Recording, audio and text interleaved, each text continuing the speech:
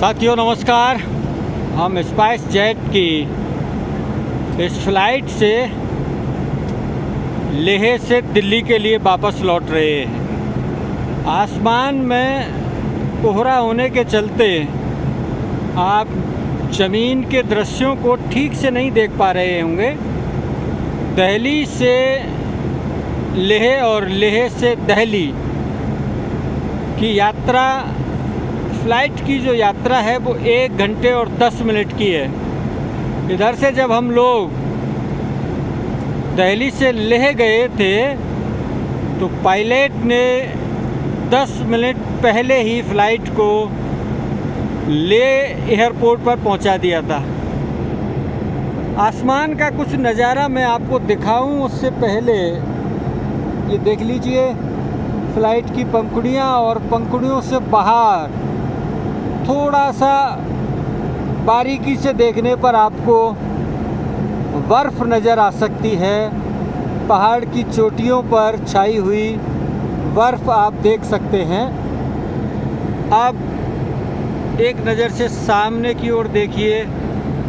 Flight अपनी निर्धारित गति से दिल्ली की ओर लगातार बढ़ती चली जा रही है।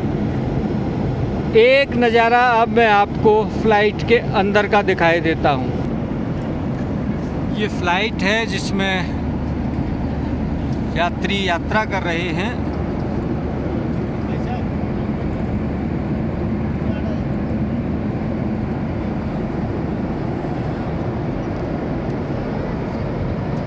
फ़्लाइट की यात्रा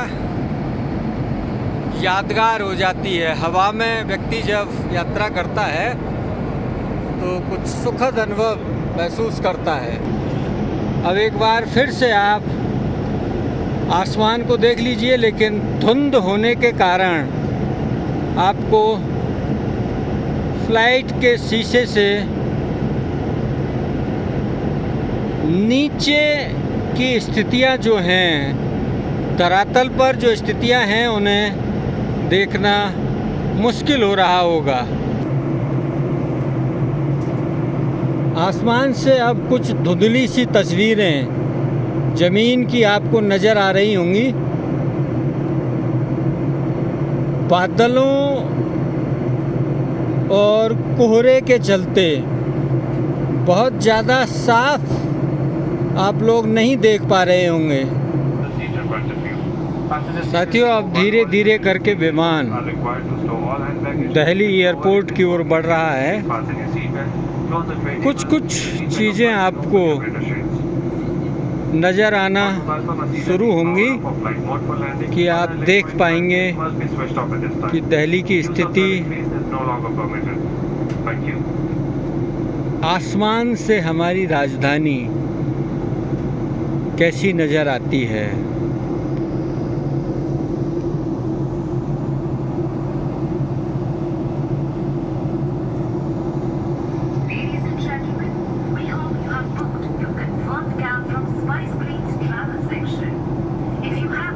वातावरण की धुंध ने